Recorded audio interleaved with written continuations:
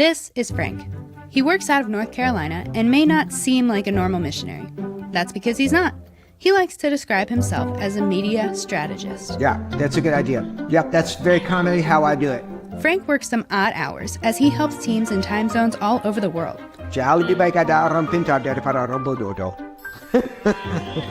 His goal is to mentor these teams in effectively using advertisements to discover people who are asking questions about Christianity. Here is one story about a man who found himself in a hopeless bind and reached out to one of the teams that Frank mentors.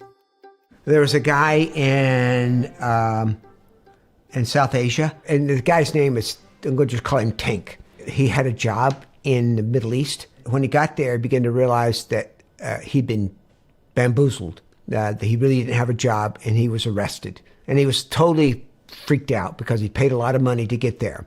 He then was sitting in his detention cell, scrolling through Facebook pages.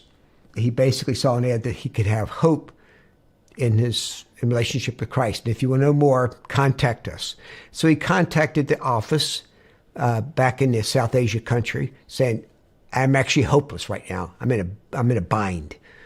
And so the counselor responded back to him, and they began having a Facebook conversation. And the guy said, I want to know more. So the worker met with Tank in the detention center, shared more about the life of Jesus, actually made a profession of faith, and then they began teaching him about what it means to have a relationship with Jesus. He was so excited about his new faith to his family back in South Asia. So he reached into an unengaged, unreached people group to his family and shared with them, and he started a Bible study there. So he's having a Bible study in the Southeast Asia country, and he's having one he attends in real time in the Middle East. And so there was a person who came to faith and within a short period of time had 2 Discovery Bible studies that he was part of. And this was part of what the gospel does. It excites people that they really found treasure and they want to share it with others.